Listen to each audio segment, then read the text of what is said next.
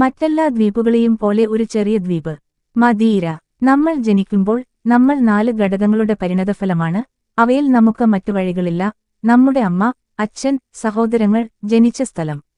മറ്റെന്താണ് ഉള്ളത്? നമ്മുടെ അഭിനിവേശം, നമ്മെ പ്രചോദിപ്പിക്കുന്നത് എന്താണ്? അതിനുശേഷം നമുക്ക് അധികമായുള്ളത് അലങ്കാരവസ്തുക്കൾ മാത്രമേ ഉള്ളൂ. നിങ്ങൾ എല്ലാവരും സമ്മതിക്കില്ലെന്ന് എനിക്കറിയാം. ജനിക്കാത്ത ക്രിസ്ത്യാനോ റൊണാൾഡോയെ നയിക്കുന്നത് എന്താണെന്ന് കാണാൻ നമ്മൾ കാത്തിരിക്കുമ്പോൾ ആദ്യ പേജുകൾക്ക് അർഹയുള്ളത് അമ്മ, കുടുംബം അല്ലെങ്കിൽ അവൻ ജനിച്ച സ്ഥലം. ആദ്യം നമ്മൾ എന്തിനെക്കുറിച്ചാണ് എഴുതേണ്ടത്? ക്രിസ്ത്യാനോയോടൊപ്പം താമസിക്കുന്ന അമ്മയാണ് ഡോളോറസ് അവീറോ. തന്റെ മകനെ മുത്തശ്ശിയെപ്പോലെയല്ല, മറിച്ച് അവന്റെ അമ്മയെപ്പോലെയാണ് നോക്കുന്നത്. 12 വയസ്സുള്ള മകനെ ഒരു ഫുട്ബോൾ കളിക്കാരനാകാനുള്ള സ്വപ്നം പിന്തുടരാൻ വീട് വിടാൻ അനുവദിച്ച സ്ത്രീയും അവർ തന്നെയാണ്. അത് വേദനാജനകമായിരുന്നു, പക്ഷേ ഇത്രയും ചെറുപ്പത്തിൽ തന്നെ അവൾ അവനെ പോകാൻ അനുവദിച്ചു. ഒരുപക്ഷെ അത് ഏറ്റവും നല്ല ഓപ്ഷനായിരുന്നതുകൊണ്ടോ അല്ലെങ്കിൽ ഒരേയൊരു ഓപ്ഷനായിരുന്നതുകൊണ്ടോ ആയിരിക്കാം. അല്ലെങ്കിൽ സമാനമായ എന്തെങ്കിലും അവൾക്ക് സംഭവിച്ചതുകൊണ്ടാകാം.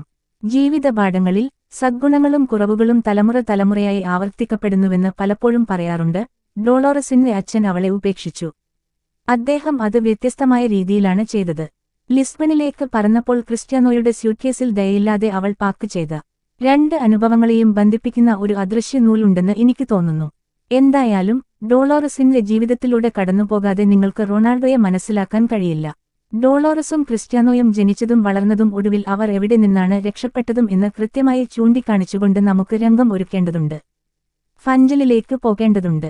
ഫഞ്ചലാണ് ആഫ്രിക്കയുടെ വടക്കുപടിഞ്ഞാറൻ തീരത്ത് പോർച്ചുഗീസ് ദ്വീപായ മദീരയുടെ തലസ്ഥാനം. വളരെ പച്ചപ്പു നിറഞ്ഞ ഈ ദ്വീപ് വേർപിരിഞ്ഞ നിവാസികളുടെയും പിരിയലിന്റെ വക്കിലുള്ള ഇന്നത്തെ നിവാസികളുടെയും ആത്മാക്കളാൽ നിറഞ്ഞിരിക്കുന്നു. വാതിലുകളില്ലാത്ത ഒരു ജയിൽ, ഒരു കവല, ഒരു സ്പ്രിംഗ് ബോർഡ്. അത് യാദൃശ്ചികമായി കണ്ടെത്തിയതാണ്.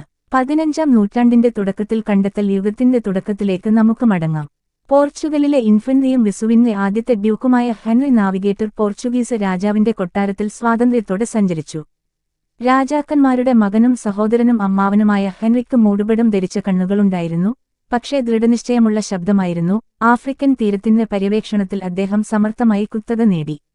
അദ്ദേഹം രാജ്യത്തെയും നിർവചനം അനുസരിച്ച് അക്കാലത്തെ ലോകത്തിലെയും ഏറ്റവും മികച്ച നാവിഗേറ്റർമാരെയും കാർട്ടോഗ്രാഫർമാരെയും ഒരുമിച്ച് കൊണ്ടുവന്നു. ചതുരാകൃതിയിലുള്ള റിഗ്ഗറുകൾ, 3 മാസ്റ്റുകൾ, പരിമിതമായ വിഭവങ്ങൾ എന്നിവ ഉപയോഗിച്ച് പുതിയ ദേശങ്ങൾ കണ്ടെത്താൻ അദ്ദേഹം അവരെ അയച്ചു. ഒരു ആസ്ട്രോലേബ്, ഒരു മണിക്കൂർ ഗ്ലാസ്, ഒരു കോമ്പസ്. ചെറുത് മറ്റൊന്ന്. ആഫ്രിക്കൻ തീരത്ത് നിന്നുള്ള കാറ്റ് ജോവോ ഗൊൺസാൽവസ് സാർക്കോ, ക്രിസ്റ്റാവോ വാസ് ടേസിറ എന്നീ യുവ ക്യാപ്റ്റന്മാർക്ക് അപ്രതീക്ഷിതവും പുതുമയുള്ളതുമായിരുന്നു. അവർക്ക് വഴിതെറ്റി. ദിവസങ്ങൾ കഴിഞ്ഞിട്ടും കര കാണാൻ കഴിയാതെ സ്വർണ്ണ നിറത്തിലുള്ള ഒരു ചെറിയ ദ്വീപ് കണ്ടെത്തി. അതിന് അവർ പോർട്ടോ സാന്റോ എന്ന് പേരിട്ടു. ജലപാതകൾ ചാർട്ട് ചെയ്ത ശേഷം നാവികർ തങ്ങളുടെ കണ്ടെത്തലുകൾ റിപ്പോർട്ട് ചെയ്യാൻ പോർച്ചുഗലിലേക്ക് മടങ്ങി. നന്ദി, ഇൻഫാന്റെ എൻറിക്ക് പറഞ്ഞു. ഇപ്പോൾ തിരികെ പോയി ദ്വീപിൽ കോളനി സ്ഥാപിക്കുക. പുതിയ ചക്രവാളങ്ങൾക്കായി തിരയുക. അത് 1419 വർഷമായിരുന്നു. പോർട്ടോ സാന്റോയിൽ നിന്ന് തെക്കോട്ട് വളരെ അകലെയല്ലാത്ത പ്രദേശത്ത് പര്യവേക്ഷകർ മദീരയിൽ പോയിട്ടുള്ള ആർക്കും അറിയാവുന്ന ഒരു വലിയ മേഘരൂപീകരണം കണ്ടു. കുത്തനെയുള്ള റോഡുകളും വീഞ്ഞും പോലെ ദ്വീപിന്റെ സവിശേഷത. പര്യവേക്ഷണം ചെയ്യപ്പെടാത്ത വെള്ളത്തിലേക്കുള്ള ഓരോ നോട്ടിക്കൽ മൈലും അജ്ഞാതമായതിലേക്കുള്ള ഒരു ചുവടുവയ്പായിരുന്നു. അന്ധവിശ്വാസത്തിന്റെയും ഭയത്തിന്റെയും നിരാകരണമായിരുന്നു. പോർട്ടോ സാന്റോയിൽ നിന്ന് മദീരയിലേക്കുള്ള കവാടമായ മദീര ഉൾക്കടലിലേക്ക് എത്താൻ അവർക്ക് അറ്റ്ലാന്റിക് തിരമാലകളെയും കഠിനമായ കാലാവസ്ഥയെയും നേരിടേണ്ടിവന്നു. കാനറി ദ്വീപുകളിൽ നിന്ന് 400 കിലോമീറ്റർ അകലെയും മൊറോക്കോയിലെ കാസബ്ലാങ്കയുടെ അതേ അക്ഷാംശത്തിൽ സ്ഥിതി ചെയ്യുന്നതുമായ അഗ്നിപർവ്വത ദ്വീപസമൂഹത്തിലെ 4 ദ്വീപുകളിൽ ഏറ്റവും വലുതിൽ നാവികർ ഒടുവിൽ നങ്കൂരമിട്ടു. നിലവിലെ ലോക പൈതൃക സ്ഥലങ്ങളായ ചെറുതും ജനവാസമില്ലാത്തതുമായ ഡെസേർട്ടാസ്, സാവേജ് ദ്വീപുകൾ എന്നിവ പിന്നീടൊരു തീയതിയിലേക്ക് അവർ ഉപേക്ഷിച്ചു. മദീര കണ്ടെത്തി. അതിനുശേഷം ഹെൻറി ദി നാവിഗേറ്റർ അൽഗാർവിൽ നിന്ന് കുടുംബങ്ങളെ, പ്രധാനമായും കർഷകരെ, പുതിയ ഭൂമി കോളനിവൽക്കരിക്കാൻ അയച്ചു. ഇന്ന് ഏകദേശം 2,70,000 ആളുകൾ അവിടെ താമസിക്കുന്നുണ്ട്. 1975-ൽ പോർച്ചുഗീസ് സാമ്രാജ്യം ഔപചാരികമായി പിരിച്ചുവിടപ്പെട്ടു. ആ സുവർണ കാലഘട്ടത്തിന്റെ അടയാളമായി മദീര അവശേഷിച്ചു. എന്നാൽ പോർച്ചുഗലിലുള്ള കുടുംബം ഒരു അകന്ന ബന്ധുവിനെ സ്വീകരിക്കാൻ പാടുപെടുന്നു. ഫഞ്ചാലിലേക്കുള്ള എന്റെ ആദ്യ യാത്രയ്ക്ക് മുമ്പ് ഞാൻ ലിസ്ബണിൽ നിർത്തി. ബൗദ്ധികവും സെൻസിറ്റീവുമായ ചർച്ചകൾക്ക് അനുയോജ്യമായ ഒരു വേദിയായി ഒരാൾക്ക് സങ്കൽപ്പിക്കാൻ കഴിയുന്ന ഒരു വേദിയായ ക്ലൂബ് ഡി ജോർണലിസ്റ്റാസിൽ ഞാൻ ചില സുഹൃത്തുക്കളോടൊപ്പം അത്താഴത്തിന് പോയി. മദീരയുടെ കാര്യം വരുമ്പോൾ അല്ല, മദീരയിലെ ജനങ്ങൾക്ക് വിചിത്രമായ ഒരു ഉച്ചാരണമുണ്ട്. മാത്രമല്ല അവർ വിചിത്രരുമാണ്. അവിടെയുള്ള ഏറ്റവും പുതിയ പീഡോഫീലിയ അഴിമതിയെക്കുറിച്ചും ദ്വീപിനെ വലയം ചെയ്യുന്ന ദാരിദ്ര്യത്തെക്കുറിച്ചും നിങ്ങൾ കേട്ടിട്ടുണ്ടെന്ന് ഞാൻ കരുതുന്നു. രാജ്യത്തെ ഏറ്റവും കൂടുതൽ കാലം നിലനിൽക്കുന്ന നേതാവുമായുള്ള ഒരു ചെറിയ സ്വേച്ഛാധിപത്യമാണിത്. ഇത് പോർച്ചുഗലല്ല, മറ്റെന്തോ ആണ്. വിനോദസഞ്ചാര മേഖലയോ താഴ്ന്ന ക്ലാസ് ഇംഗ്ലീഷ് ആളുകൾക്ക് മദീരയിൽ ഒരിക്കലും കാലുകുത്തിയിട്ടില്ലെങ്കിലും അത്തരം വിശദാംശങ്ങൾ സ്വമേധയാ നൽകുന്ന ഒരു വ്യക്തി ഞങ്ങളോട് പറഞ്ഞു. അദ്ദേഹത്തിന് അത് ആവശ്യമില്ലായിരുന്നു, അദ്ദേഹം പറഞ്ഞു. ഫഞ്ചാലിലെ ചെറിയ വിമാനത്താവളത്തിൽ ഇറങ്ങിയപ്പോൾ സാർക്കോയുടെ പ്രതിമ ഇപ്പോഴും പട്ടണമധ്യത്തിൽ നിൽക്കുന്നത് ഞാൻ ശ്രദ്ധിച്ചു. 6 നൂറ്റാണ്ടുകൾക്ക് മുമ്പ് ഇടതൂർന്ന അഗ്നിപർവ്വത പാറകളുടെ ദ്വീപിൽ കോളനിവൽക്കരിച്ച അൽഗാർവിലെ കുടുംബങ്ങളുടെ പിൻഗാമികളെ നോക്കി. പര്യവേക്ഷകർ കണ്ടെത്തിയതുപോലെ ജോൺ കോൺസ്റ്റബിളിന്റെ ഒരു പെയിന്റിംഗിനെ അനുസ്മരിപ്പിക്കുന്ന നിറയെ വൃത്താകൃതിയിലുള്ള സ്പർശിക്കാൻ കഴിയുന്ന താഴ്ന്ന മേഘങ്ങളാണ് ഞങ്ങളെ സ്വാഗതം ചെയ്തത്. മെയ് മാസത്തിൽ മറ്റൊരു ക്ഷീണിപ്പിക്കുന്ന ഫുട്ബോൾ സീസൺ അവസാനിച്ചപ്പോൾ മദീരയിലേക്കുള്ള എന്റെ സന്ദർശനം വിശ്രമ ആവശ്യങ്ങൾക്കും എന്റെ പുതിയ പുസ്തകത്തിലെ പ്രധാന കഥാപാത്രവുമായി ബന്ധപ്പെട്ട ആളുകളുമായി ബന്ധപ്പെടുന്നതിനും വേണ്ടിയായിരുന്നു.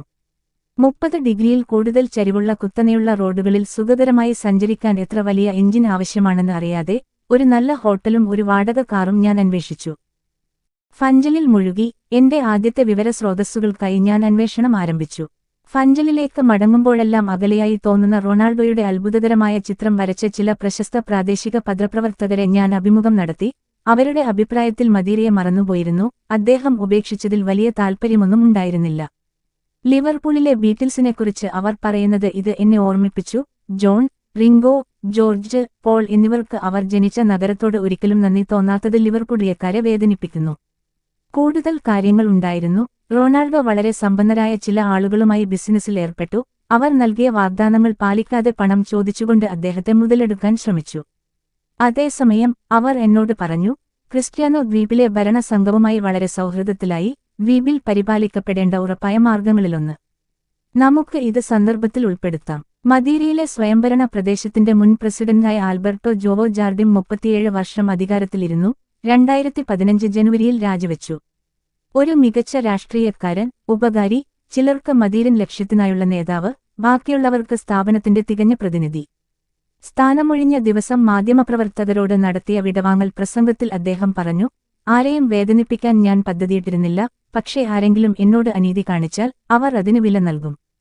വിവേകത്തേക്കാൾ ശക്തിയുള്ള സഹകാരികളാൽ ചുറ്റപ്പെട്ട ജാർഡിം നല്ല ബന്ധത്തിൽ ആയിരിക്കേണ്ട ഒരു മനുഷ്യനായിരുന്നു.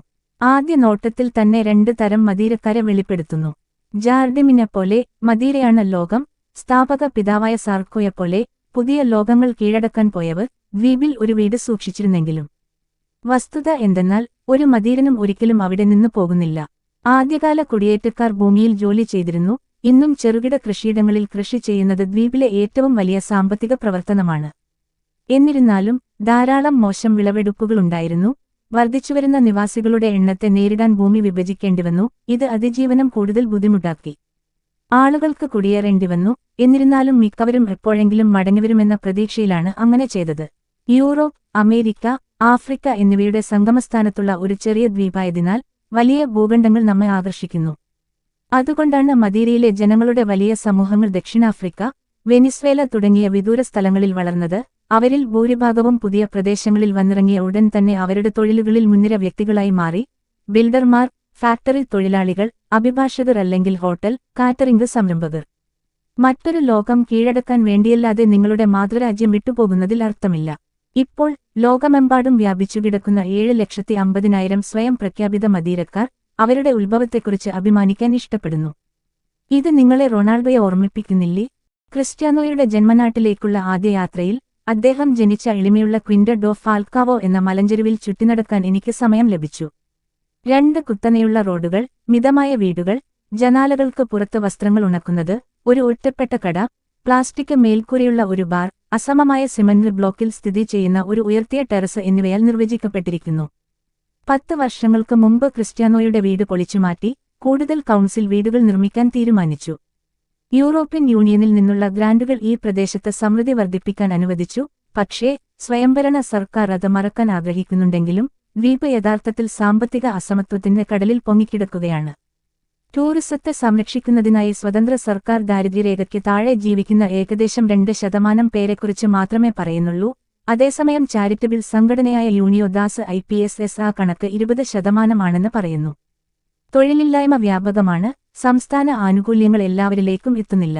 28,000-ത്തിലധികം പൗരന്മാർക്ക് സബ്സിഡി നിരക്കിലുള്ള ഭക്ഷണത്തിനായി അധികാരികളെ ആശ്രയിക്കേണ്ടിവരുന്നു.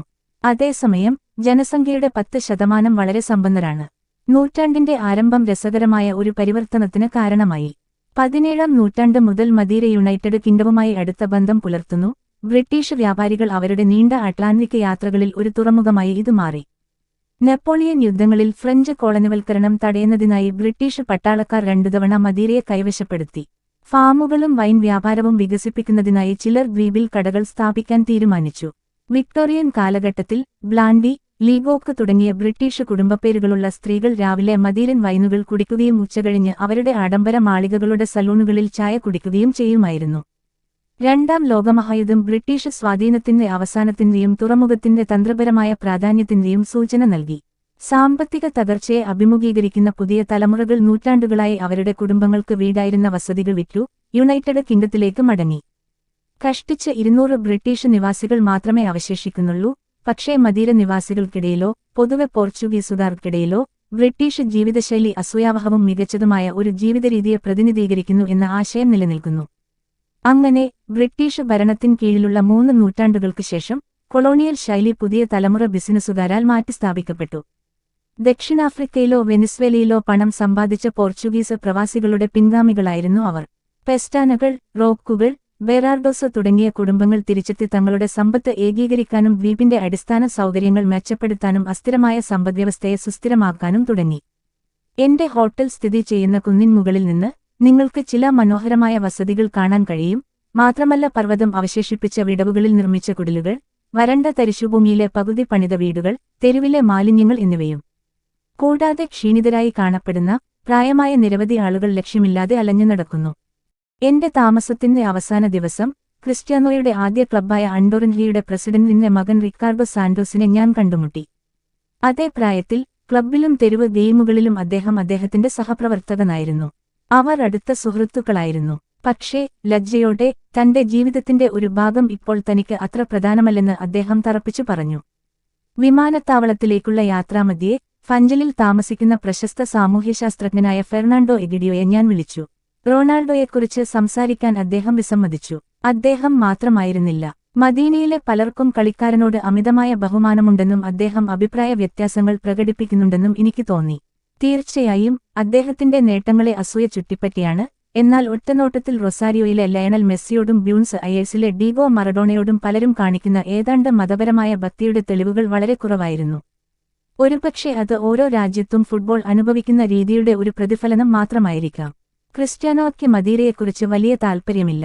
അദ്ദേഹത്തിന്റെ നിക്ഷേപങ്ങൾ ഇതുവരെ കാര്യമായ ഫലം നൽകിയിട്ടില്ല. പക്ഷേ അദ്ദേഹം ഇപ്പോഴും പണം മുടക്കിയിട്ടില്ല. തീരത്ത് അദ്ദേഹത്തിന് ഒരു വീടുണ്ട്. കൂടാതെ അമ്മയ്ക്ക് സമീപത്ത് മറ്റൊരു വീട് കൂടി നിർമ്മിച്ചിട്ടുണ്ട്. 2010-ൽ വെള്ളപ്പൊക്കത്തിൽ 40 മരണങ്ങളും 100-ലധികം പേർക്ക് പരിക്കുകളും ഉണ്ടായപ്പോൾ ദ്വീപിലെ വെള്ളപ്പൊക്ക ദുരിതാശ്വാസത്തിനായി അദ്ദേഹം ഉദാരമായി സംഭാവന നൽകി. അത്തരം ഇടപെടൽ അദ്ദേഹത്തിന്റെ മാതൃരാജ്യത്തെ സൗജന്യ പരസ്യ കാമ്പയിനുകൾ ഉൾപ്പെടെ ഒരു വിനോദസഞ്ചാര കേന്ദ്രമെന്ന നിലയിൽ മദീരയുടെ സ്ഥാനം ശക്തിപ്പെടുത്താൻ സഹായിച്ചു. 2013 ഡിസംബറിൽ അദ്ദേഹം ഒരു മ്യൂസിയം തുറന്നു. അതിൽ തന്റെ 155 ട്രോഫികളും മെഡലുകളും, ഹാട്രിക്കുകൾക്ക് ശേഷം സഹതാരങ്ങൾ ഒപ്പിട്ട 27 മാച്ച് ബോളുകളും, തന്റെ കഥ പറയുന്ന പ്രശസ്ത ഫോട്ടോകളും. അല്ലെങ്കിൽ അതിന്റെ ഒരു ഭാഗമെങ്കിലും. ഡെയിലി ടെലിഗ്രാഫ് 2014 മെയ് മാസത്തിലെ ഒരു ലേഖനത്തിൽ പറഞ്ഞതുപോലെ, എല്ലാവരിലും മഹാനായ പെലെയ്ക്ക് 3 ലോകകപ്പുകൾ, 1281 ഗോളുകൾ. തന്റെ കരിയർ അവസാനിച്ച് 31 വർഷങ്ങൾക്ക് ശേഷം തന്റെ പേരിൽ ഒരു മ്യൂസിയം തുറക്കണമെന്ന് ആർക്കും തോന്നുന്നതിന് മുമ്പ് ആവശ്യമായിരുന്നു. 2 സ്ലൈഡിംഗ് വാതിലുകളുള്ള പ്രവേശന കവാടം റൊണാൾഡോയുടെ ജീവിതത്തേക്കാൾ വലിയ ഒരു ഫോട്ടോ പെട്ടെന്ന് വിഭജിക്കുന്നു. സന്ദർശകനെ അദ്ദേഹത്തിന്റെ ഏറ്റവും വലിയ വിജയങ്ങളുടെ തെളിവുകൾ ഉൾക്കൊള്ളുന്ന ഒരു ആരാധനാലയത്തിന്റെ സമഗ്രമായ ആധുനിക അലാദീൻ ഗുഹയിലേക്ക് നയിക്കുന്നു. കറ്റാലൻ കവി സാൽവഡോർ എസ്പ്രിയ പറഞ്ഞതുപോലെ, സത്യത്തിന്റെ കണ്ണാടി ചെറിയ ശകലങ്ങളായി വിഭജിക്കപ്പെട്ടിരിക്കുന്നു. മ്യൂസിയം സ്വാഗതം ചെയ്യുന്ന ഒരു സാധാരണ ആഴ്ചയിൽ 1000 സന്ദർശകരും ആ കലാസൃഷ്ടികളിൽ ഒന്ന് വാങ്ങാൻ സന്തോഷിക്കുന്നു. റൊണാൾഡോ കുടുംബം നിങ്ങൾ അറിയാൻ ആഗ്രഹിക്കുന്ന യക്ഷിക്കഥയെ പുനർനിർമ്മിക്കുന്ന ഒന്ന്. ഓരോ കലാസൃഷ്ടിയിലും ഒരു പ്രകാശരണം അടങ്ങിയിട്ടുണ്ടെന്ന് എസ്പ്രിയ പറഞ്ഞു. റൊണാൾഡോയുടെ ട്രോഫികൾ തീർച്ചയായും യഥാർത്ഥമാണ്. എന്നാൽ സാന്റോസ് അവീറോ കുടുംബം സഹിച്ചതും ഒടുവിൽ മറികടന്നതുമായ പ്രയാസകരമായ പശ്ചാത്തലം യഥാർത്ഥമാണ്.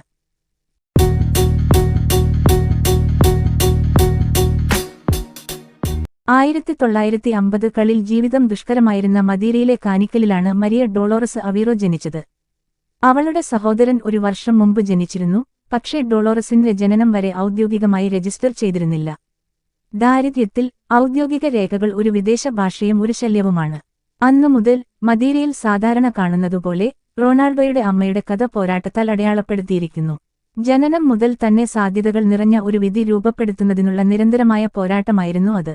37-ാം വയസ്സിൽ ഹൃദയാഘാതം ബാധിച്ച് ഡോളോറസിന് 5 വയസ്സുള്ളപ്പോൾ അവളുടെ സ്വന്തം അമ്മ മാറ്റിൽഡ മരിച്ചു. അവൾ 4 കുട്ടികളെ ഉപേക്ഷിച്ചു. ഭക്ഷണത്തിനോ വസ്ത്രത്തിനോ വളരെ കുറച്ച് പണമേ ഉണ്ടായിരുന്നുള്ളൂ. മാതൃസ്നേഹം നഷ്ടപ്പെട്ടു. അതിനാൽ മൂത്ത സഹോദരൻ ഡോളോറസ് ചെറുപ്പം മുതലേ മാറ്റിൽഡ ഒഴിവാക്കി വച്ചിരുന്ന റോൾ ഏറ്റെടുത്തു. അവളുടെ അച്ഛൻ ജോസ് വിവീറോ ഒടുവിൽ 4 സഹോദരങ്ങളെയും 2 വ്യത്യസ്ത മത അനാഥാലയങ്ങളിലേക്ക് അയച്ചു. മരിയ ഡോളോറസ് എല്ലാ ദിവസവും കരഞ്ഞു. കന്യാസ്ത്രീകൾ ശാരീരിക ശിക്ഷയ്ക്ക് വിധേയയായിരുന്നു. അക്ഷരത്തെറ്റുകൾ പോലുള്ള ചെറിയ ലംഘനങ്ങൾക്ക് ഡോളോറസിനെ പലപ്പോഴും ശിക്ഷിച്ചിരുന്നു. അവൾ അനാഥാലയത്തിൽ നിന്ന് പലതവണ രക്ഷപ്പെട്ടു. പിടിക്കപ്പെട്ടപ്പോൾ ശിക്ഷ കഠിനമായിരുന്നു. അവളുടെ അച്ഛൻ അവളെ സന്ദർശിച്ചില്ല. അവളുടെ സഹോദരങ്ങൾ സുഖമായിരിക്കുകയും വേഗത്തിൽ വീണ്ടും ഒന്നിക്കുകയും ചെയ്യുക എന്നതായിരുന്നു അവളുടെ പ്രധാന പ്രചോദനവും പ്രേരകശക്തിയും. ഒരു ദിവസം ജോസ് തന്റെ പുതിയ ഭാര്യ ആഞ്ചലയുമായി എത്തി. രണ്ടാമമ്മയ്ക്ക് 5 കുട്ടികളുണ്ടായിരുന്നു. ഇതിനകം 6ാമത്തെ കുട്ടിയെ ഗർഭിണിയായിരുന്നു. മരിയ ഡോളോറസിന് 9 വയസ്സ് തികഞ്ഞപ്പോൾ കന്യാസ്ത്രീകൾ ജോസിന് ഒരു അന്ത്യശാസനം നൽകാൻ തീരുമാനിച്ചു.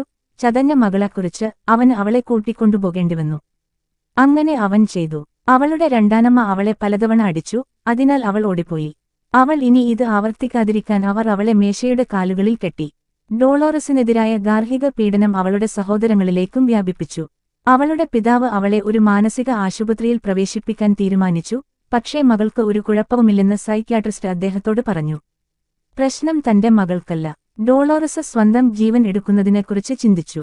12 പേർ താമസിക്കുന്ന ജോസിന്റെയും ഏഞ്ചലയുടെയും വീട്ടിൽ വെള്ളമോ വൈദ്യുതിയോ ഇല്ലായിരുന്നു. 5 കുട്ടികൾ ഒരു മുറിയിൽ ഉറങ്ങി. 13-ാം വയസ്സിൽ അവളുടെ അച്ഛൻ അവളെ സ്കൂളിൽ നിന്ന് പുറത്താക്കി. ആൺകുട്ടികൾക്കുള്ളതായിരുന്നു സ്കൂൾ. അവൾക്ക് ജോലി ചെയ്യേണ്ടി വന്നു. വിളവെടുപ്പിനായി വിക്കർ കൊട്ടകൾ ഉണ്ടാക്കാൻ തുടങ്ങി. ആഴ്ചയിൽ 6 ദിവസം രാവിലെ 5-ന് ജോലി ആരംഭിച്ചു. 18 വയസ്സുള്ളപ്പോൾ ഡോളോറസ് ഒരു നല്ല വ്യക്തിയെ കണ്ടുമുട്ടി. 2 വയസ്സ് കൂടുതലുള്ള ഒരു മീൻ കച്ചവടക്കാരന്റെ കീഴിൽ ജോലി ചെയ്യുന്ന ജോസ് ഡിനിസ് അവേറോ എന്ന നാട്ടുകാരനായ ആൺകുട്ടിയുമായി അവൾ സൗഹൃദത്തിലായി. അവൾ മാർക്കറ്റിൽ പോകുമ്പോഴോ വീട്ടിലേക്കുള്ള യാത്രയിലോ അവർ പരസ്പരം കണ്ടുമുട്ടുമായിരുന്നു. അവൻ അവളെ ചിരിപ്പിച്ചു. അവൻ ജീവിതത്തിൽ നിറഞ്ഞുനിന്നു. അവളെ ആകർഷകയും ബഹുമാന്യയുമാക്കി. അവൾ പ്രണയത്തിലായി. അവളുടെ അച്ഛൻ അത് കണ്ടെത്തിയപ്പോൾ വിവാഹം കഴിക്കാൻ 3 മാസത്തെ സമയം നൽകി. ഭക്ഷണം കൊടുക്കാൻ ഒരു വായക്കുറവ് എന്ന് അയാൾ കരുതി. അവർ വിവാഹിതരായി ദിനിസിന്റെ മാതാപിതാക്കളുടെ വീട്ടിൽ ഒരുമിച്ച് താമസം മാറി. അവിടെ 4 പേരും ഒരേ മുറിയിൽ ഉറങ്ങി. അവരെ വേർതിരിക്കുന്ന ഒരു കർട്ടനുണ്ടായിരുന്നു. സമയം നിശ്ചലമായതായി തോന്നി. ഡോളോറസിന് ആദ്യമായി സംതൃപ്തി നൽകുന്ന ഒരു ശാന്തത അനുഭവപ്പെട്ടു. അവർക്ക് വലിയ പദ്ധതികളൊന്നുമില്ലായിരുന്നു. ഗർഭനിരോധന മാർഗങ്ങളും അവർ ഉപയോഗിച്ചിരുന്നില്ല. വിവാഹത്തിന് 1 വർഷത്തിനുശേഷം അവരുടെ ആദ്യ കുട്ടിയായ എൽമ എത്തി. ആദ്യ കുഞ്ഞിന്റെ ജനനത്തിൽ നിന്ന് സുഖം പ്രാപിക്കുന്നതിനിടയിലാണ് ഡോളോറസ് വീണ്ടും ഗർഭിണിയായത്. ദിനിസിനെ സൈന്യത്തിലേക്ക് വിളിച്ചതിനാൽ അവരുടെ സന്തോഷം അധികനാൾ നീണ്ടുനിന്നില്ല. അക്കാലത്ത് എല്ലാ പോർച്ചുഗീസ് കോളനികളുമായിരുന്ന അങ്കോള, ഗിനിയ ബിസാവോ, മൊസാംബിക്ക് എന്നിവ സ്വാതന്ത്ര്യത്തിനായി പോരാടുകയായിരുന്നു. അതേസമയം പോർച്ചുഗൽ അവരുടെ സാമ്രാജ്യവും സാമ്പത്തിക താൽപ്പര്യങ്ങളും നിലനിർത്താൻ ശ്രമിച്ചു. ദിനിസ് ആഫ്രിക്കയിലായിരുന്നപ്പോഴാണ് 2ാമത്തെ കുട്ടിയായ ഹ്യൂഗോ ജനിച്ചത്. എന്നാൽ ദിനിസിൽ എന്തോ ഒന്ന് മുൻനിരയിൽ മരിക്കുന്നതായി തോന്നി. 10 മാസങ്ങൾക്ക് ശേഷം അദ്ദേഹം സാന്റോ അന്റോണിയോയിലെ തന്റെ മാതാപിതാക്കളുടെ വീട്ടിലേക്ക് മടങ്ങി. പക്ഷേ അത് ഒരു ഗ്രേയർ പതിപ്പായിരുന്നു. അദ്ദേഹത്തിന്റെ പെരുമാറ്റം സന്തോഷത്തിന്റെ നഷ്ടത്തെ ചിത്രീകരിച്ചു. അദ്ദേഹത്തിന്റെ പുഞ്ചിരി അപ്രത്യക്ഷമായി. 10 മാസത്തിന് പകരം 10 വയസ്സ് പ്രായമായിരുന്നു അദ്ദേഹത്തിന്. അദ്ദേഹം തന്റെ നിഷ്കളങ്കയും തെളിച്ചവും ആഫ്രിക്കൻ മണ്ണിൽ ഉപേക്ഷിച്ചു. അദ്ദേഹത്തിന്റെ തല യുദ്ധത്തിന്റെ ചിത്രങ്ങൾ കൊണ്ട് നിറഞ്ഞിരുന്നു, എണ്ണമറ്റ മറ്റുള്ളവരുടെ കാര്യത്തിലെന്ന പോലെ. യുദ്ധത്തിൽ ഡിനിസ് വികൃതനായി. എന്നിരുന്നാലും അദ്ദേഹത്തിന്റെ ശരീരം കേടുകൂടാതെ തുടർന്നു. അവസാനം വരെ ദിവസങ്ങൾ എണ്ണുകയായിരുന്നു അദ്ദേഹം. ഭാര്യ ഉൾപ്പെടെ എല്ലാവരോടും ഉള്ള ആവേശം നഷ്ടപ്പെട്ടു. ഒന്നും ചെയ്യാൻ കഴിഞ്ഞില്ല. അദ്ദേഹം ജോലി നിർത്തി. അന്നുമുതൽ നിങ്ങൾക്ക് എല്ലായ്പ്പോഴും അദ്ദേഹത്തെ രാവിലെ മുതൽ ഒരേ സ്ഥലത്ത് കണ്ടെത്താനാകും, ബാറിൽ. ഇപ്പോൾ ഡോളോറസിന് പെട്ടെന്ന് അച്ഛന്റെയും അമ്മയുടെയും റോൾ ഏറ്റെടുക്കേണ്ടി വന്നു. മദീരയിലെ പല പുരുഷന്മാരും പലപ്പോഴും ചെയ്തതുപോലെ അവൾ ഫ്രാൻസിലേക്ക് ജോലിക്ക് പോയി, ഒറ്റയ്ക്ക് കുടിയേറി. പാരീസിലെ ഒരു വീട്ടുജോലിക്കാരി എന്ന നിലയിൽ എല്ലാവരുടെയും ആവശ്യങ്ങൾ നിറവേറ്റാൻ അവൾക്ക് കഴിയുമെങ്കിൽ ഫ്രാൻസിലേക്ക് പോകാനുള്ള എല്ലാ ചെലവുകളും അവൾ നൽകും. പക്ഷേ സംഭവിച്ചത് ഒരു പുതിയ ഒറ്റപ്പെടലായിരുന്നു. ഇത്തവണ അവളുടെ കുട്ടികളിൽ നിന്നും ഭർത്താവിൽ നിന്നും അവരുടെ ഭർത്താവിനെ അവരുടെ ഭർത്തൃ വീട്ടുകാർ പരിപാലിക്കുന്നുണ്ടായിരുന്നു. വ്യക്തതയുടെ ഒരു അപൂർവ നിമിഷത്തിൽ ഡിനിസ് അവളോട് ടെലിഫോണിൽ പറഞ്ഞു, നമ്മൾ ദരിദ്രരായി ജനിച്ചാൽ നമ്മൾ ദരിദ്രരായി ആയിരിക്കും, പക്ഷേ കുറഞ്ഞത് നിങ്ങളുടെ കുട്ടികളോടെങ്കിലും അടുപ്പത്തിലായിരിക്കുക. 5 മാസങ്ങൾക്ക് ശേഷം അവൾ വീട്ടിലേക്ക് മടങ്ങി. താമസിയാതെ കാറ്റിയെ ഗർഭിണിയായി. ഡോളോറസിന് അന്ന് 22 വയസ്സായിരുന്നു. 1974-ൽ കാർണേഷൻ വിപ്ലവത്തിനും സലാസറിന്റെ സ്വേച്ഛാധിപത്യം അവസാനിച്ചതിനും ശേഷം പലരും ചെയ്തതുപോലെ അവൾ ഉപേക്ഷിക്കപ്പെട്ട ഒരു വീട്ടിൽ താമസിച്ചു. പുതിയതും പകുതി ഉപേക്ഷിക്കപ്പെട്ടതുമായ ആ വസ്തുവിലേക്ക് അവൾ ഓതുന്നത് ദിനിസ് നിരീക്ഷിച്ചു. കൈകളിൽ ഒരു കുട്ടിയും പിന്നിൽ മറ്റ് 2 പേരും. എല്ലാം അവന് വളരെ അകലെയായി തോന്നി, അവൻ പുറത്തേക്ക് നോക്കുന്നതുപോലെ. അവന്റെ ഉത്കണ്ഠ അവനെ പരിപാലിക്കേണ്ട മറ്റൊരു കുട്ടിയാക്കി മാറ്റുകയായിരുന്നു. അവൻ ഇപ്പോഴും തൊഴിൽരഹിതനായിരുന്നു. ദ്വീപിലെ ദിശാബോധമില്ലാത്ത മറ്റൊരു മനുഷ്യൻ മാത്രമായിരുന്നു അവൻ. 30 വയസ്സിൽ ഡോളോറസ് വീണ്ടും ഗർഭിണിയായി. ഇത്തവണ അത് വളരെ ആസൂത്രണം ചെയ്തിട്ടില്ലായിരുന്നു. അതൊരു ശല്യമായിരുന്നു. എല്ലാവർക്കും വേണ്ടത്ര ഭക്ഷണമില്ലായിരുന്നു. അവളുടെ ഭർത്താവ് ഇപ്പോഴും അസാന്നിധ്യമായിരുന്നു. ഗർഭഛിദ്രം നടത്തുന്നതിനെക്കുറിച്ച് അവൾ ചിന്തിച്ചു.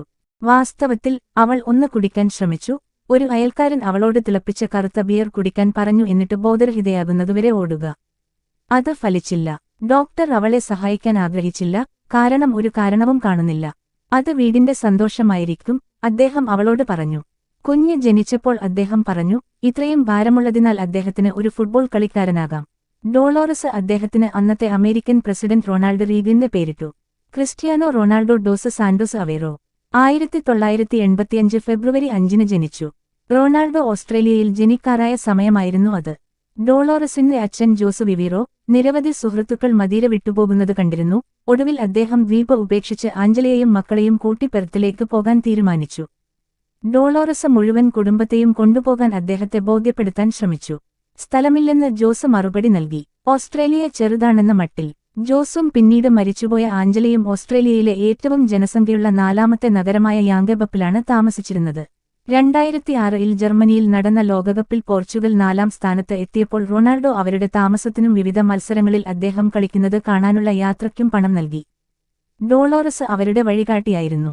തുടരുന്നതിനു മുമ്പ് രേഖപ്പെടുത്തേണ്ട ഒരു കൗതുകകരമായ ജീവചരിത്ര വിവരമുണ്ട്. റൊണാൾഡോയ്ക്ക് ആഫ്രിക്കൻ വേരുകളുണ്ട്. ക്രിസ്ത്യാനോയുടെ പിതാവിന്റെ മുതുമുത്തശ്ശി ഇസ്ബെൽ റോസ പിയേഡെ ആയിരുന്നു. അവർ കേപ്പ് വെർഡെയുടെ തലസ്ഥാനമായ പ്രയയിൽ ജനിച്ചു. 16-ാം വയസ്സിൽ അവർ ഫഞ്ചലിലേക്ക് കുടിയേറി. അവിടെ ജോസ് അവിറോയെ വിവാഹം കഴിച്ചു. ഇസ്ബെലിനും ജോസിക്കും ഹംബർട്ടോ എന്നൊരു മകൻ ജനിച്ചു. ജോസ് ഡിനിസിന്റെ പിതാവും ക്രിസ്ത്യാനോയുടെ മുത്തച്ഛനുമാണ് അദ്ദേഹം. ആ ആഫ്രിക്കൻ പാരമ്പര്യം ഒരു ഫുട്ബോൾ കളിക്കാരനെന്ന നിലയിൽ അദ്ദേഹത്തിന്റെ സഹജമായ കഴിവിന്റെ ഒരു ഭാഗം വിശദീകരിച്ചേക്കാം. ചുരുക്കത്തിൽ, കറുത്ത സ്പ്രിന്ററുകളിൽ വെള്ള തരം 2 വേഗത്തിലുള്ള സങ്കോചങ്ങൾക്ക് ഓക്സിജൻ ആവശ്യമില്ലാതെ വേഗത്തിലും സ്ഫോടനാത്മകമായും ഊർജ്ജം ഉത്പാദിപ്പിക്കുന്ന വ്യാപകമായി കാണപ്പെടുന്ന പേശി നാരുകൾ റൊണാൾഡോയ്ക്ക് ജന്മനാ തന്നെയുള്ള തരത്തിലുള്ളതാണ്. പുതിയ കടം വാങ്ങിയ അവീറോ വീട്ടിൽ തിരിച്ചെത്തിയപ്പോൾ എല്ലാവർക്കും ഒരു കൈത്താങ്ങ് നൽകേണ്ടിവന്നു. എൽമയും ഹ്യൂഗോയും സ്കൂൾ വിട്ട് ജോലി ആരംഭിക്കാൻ നേരത്തെ പോയി. അവൻ ഒരു അലുമിനിയം കമ്പനിയിൽ ജോലി ചെയ്യുമ്പോൾ അവൾ ഒരു ഹോട്ടൽ റെസ്റ്റോറന്റിൽ വെയിട്രസായി ജോലി ചെയ്തു. അവർക്ക് ഇതുവരെ 17 വയസ്സ് തികഞ്ഞിട്ടില്ല. വിക്ടർ കൊട്ടകൾ സ്പൂൺ ഉപയോഗിച്ച് മാറ്റിസ്ഥാപിച്ചതോടെ ഡോളോറസിനും ഒരു മാറ്റം അനുഭവപ്പെട്ടു.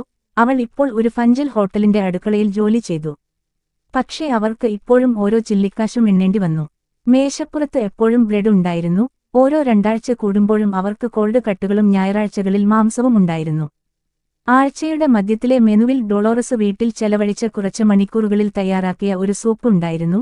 ജോലി ഷിഫ്റ്റുകൾക്കിടയിൽ ബ്രെഡും വെണ്ണയും ചിക്കൻ കുടുംബ ആഘോഷങ്ങൾക്കായി മാറ്റിവച്ചിരുന്നു. ആരും വിശന്നിരുന്നില്ല. എന്നിരുന്നാലും അവർ ഒരിക്കലും വസ്ത്രങ്ങൾ വാങ്ങിയിരുന്നില്ല. പകരം മറ്റ് കുടുംബങ്ങളിൽ നിന്നുള്ള കൈത്താങ്ങുകൾ അവർ താഴ്മയോടെ സ്വീകരിച്ചു. അവർ വളർന്നപ്പോൾ കസിൻസ് അവീറോ കുട്ടികളുമായി ഷർട്ടുകളും ട്രൗസറുകളും അടിവസ്ത്രങ്ങളും പോലും പങ്കിട്ടു.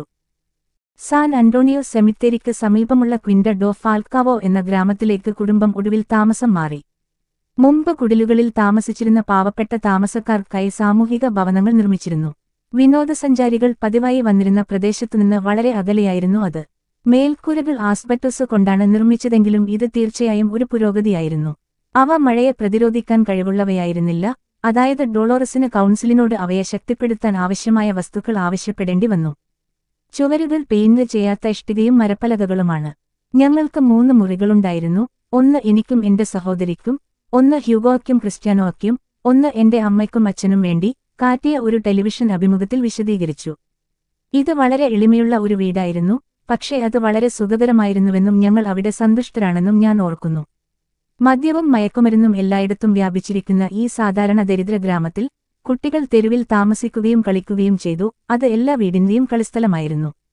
എന്നിരുന്നാലും ആരും അതൊരു പരിമിതിയായി കണക്കാക്കിയില്ല. എല്ലാവരും ഒരേ സാഹചര്യത്തിൽ ആയിരിക്കുമ്പോൾ ഒരിക്കലും അങ്ങനെയല്ല. ആ വീട് ഇപ്പോൾ നിലവിലില്ല, കാറ്റിയ പറഞ്ഞു. ആ ജില്ലയിൽ ചുറ്റി സഞ്ചരിക്കുമ്പോൾ എനിക്ക് എപ്പോഴും രോമാഞ്ചം തോന്നാറുണ്ട്. ഒരു ദിവസം താമസിക്കാൻ തിരിച്ചുവരാൻ ഞാൻ ആഗ്രഹിക്കുന്നു. എനിക്കറിയാം അത് സാധ്യമല്ലെന്ന്, പക്ഷേ ഞങ്ങൾ അവിടെ അനുഭവിച്ചതെല്ലാം ഓർക്കുമ്പോൾ വാക്കുകൾ അതിന് നീതി നൽകുന്നില്ല. റൊണാൾഡോ പ്രശസ്തിയിലേക്ക് ഉയർന്നിട്ടും 2008-ൽ വീട് പൊളിച്ചുമാറ്റി. ഭാവി തലമുറയ്ക്കായി അത് നിലനിർത്താൻ ആരും ശ്രമിച്ചില്ല. ഇപ്പോൾ അത് കളകൾ നിറഞ്ഞ ഒരു എസ്പ്ലനേഡാണ്. ക്വിൻറ്റ ഡോ ഫാൽക്കാവോയിൽ ഇപ്പോഴും ബഹുനില കെട്ടിടങ്ങളുണ്ട്. അവിടെ റൊണാൾഡോയ്ക്ക് ഇപ്പോഴും അമ്മായിമാരും അമ്മാവന്മാരുമുണ്ട്. അവരുടെ കുട്ടികൾ ഒരിക്കൽ അദ്ദേഹത്തോടൊപ്പം തെരുവിൽ കളിച്ചിരുന്നു. അവയിലൊന്നിൽ ക്രിസ്ത്യാനോയുടെ പിതൃസഹോദരിയായ ഫിലോമിന അവീറോ അവളുടെ അവസാന നാളുകൾ വരെ താമസിച്ചിരുന്നു. ആളുകൾ വീടുകളിൽ നിന്ന് അകത്തേക്കും പുറത്തേക്കും മുട്ടാതെ നടക്കുന്നു. ആരും വാതിലുകൾ പൂട്ടുന്നില്ല. റൊണാൾഡോ ജനിക്കുകയും വളരുകയും ചെയ്തത് നിരന്തരം ആളുകളാൽ ചുറ്റപ്പെട്ടാണ്. അങ്ങനെയാണ് അദ്ദേഹം എപ്പോഴും ജീവിച്ചത്. മാഞ്ചസ്റ്ററിലെയും മാഡ്രിഡിലെയും അദ്ദേഹത്തിന്റെ വീടുകൾ സുഹൃത്തുക്കൾക്കും കുടുംബാംഗങ്ങൾക്കും അതിഥി മന്ദിരങ്ങളായിരുന്നു. വാതിൽ എപ്പോഴും തുറന്നിരിക്കും.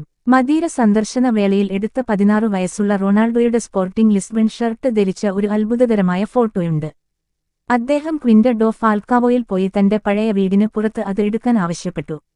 അദ്ദേഹം നെറ്റിച്ചുളിക്കുകയും ഒരേ സമയം അഭിമാനത്തോടെ തിളങ്ങുകയും ചെയ്തു. തലസ്ഥാന നഗരത്തിൽ താൻ ഉപേക്ഷിച്ചതിന്റെ ഭയാനകത്വവുമായി സ്വന്തം പേര് നേടുന്ന മറ്റൊരു കുടിയേറ്റക്കാരൻ. തന്റെ ആദ്യ വീട്ടിൽ നിന്നുള്ള ഒരേയൊരു ഫോട്ടോയാണിത്. അവിടെ ഒരെണ്ണം എടുക്കുന്നതിനെക്കുറിച്ച് മുമ്പ് ആരും ചിന്തിച്ചിരുന്നില്ല. ക്വിൻറ്റ ഡോ ഫാൽക്കാവോയിൽ ആരെയും ശല്യപ്പെടുത്താതെ പന്ത് തട്ടാൻ മാന്യമായ ഒരു സ്ഥലമില്ല. പാർക്കില്ല. അനുയോജ്യമായ ഒരു തരിശുഭൂമി പോലും ഇല്ല. ദ്വീപിലെ ഏറ്റവും പ്രധാനപ്പെട്ട ക്ലബ്ബുകളിലൊന്നായ മാരിറ്റിമോ 10 മിനിറ്റ് നടക്കാനുള്ള ദൂരത്തിലാണ്. പക്ഷേ ആ ജില്ലയിലെ യുവാക്കൾക്ക് കടൽത്തീരത്തേക്ക് കുറച്ച് മൈൽ ദൂരം പോയില്ലെങ്കിൽ കുത്തനെയുള്ളതും അസമവുമായ തെരുവുകളിൽ കളിക്കുകയല്ലാതെ മറ്റു മാർഗമില്ല. സ്വന്തം മകന്റെ ജ്ഞാനസ്നാനത്തിനായി റൊണാൾഡോയുടെ അച്ഛൻ അരമണിക്കൂർ വൈകിയാണ് എത്തിയത്. കുട്ടിക്കാലത്ത് ഫുട്ബോൾ കളിച്ചിരുന്ന എളിമയുള്ള പ്രാദേശിക ക്ലബ്ബായ അണ്ടോറൻഹിയിൽ കിറ്റമാനായി മാറിയ Diniz team captain Fernando Barros Sousa ഗോഡ്ഫാദറാകണമെന്ന് തീരുമാനിച്ചു. സ്വാഭാവിക നേതാവായ ക്രിസ്ത്യാനോയ്ക്ക് നല്ലൊരു മാതൃകയായി അദ്ദേഹത്തെ കരുതി. അദ്ദേഹത്തിന്റെ ബിസിനസ് വിജയത്തിന് നന്ദി. അദ്ദേഹത്തിന് ആവശ്യമായ എല്ലാ പണവും ഉണ്ടെന്ന് തോന്നി. ചടങ്ങ് 6 മണിക്കായിരുന്നു. പക്ഷേ അണ്ടോറിൻഹയ്ക്ക് 4 മണിക്കാണ് മത്സരമുണ്ടായിരുന്നത്. അതായത് അവർ വിജയിക്കില്ലെന്ന് വ്യക്തമായിരുന്നു. എന്നിട്ടും ഡിനിസ് പദ്ധതി മാറ്റിയില്ല. അദ്ദേഹം മത്സരത്തിന് പോയി. സ്നാനത്തിന് കൃത്യസമയത്ത് അവിടെ എത്താൻ കഴിഞ്ഞില്ല. പുരോഹിതൻ ശാന്തനാകേണ്ടതായിരുന്നു.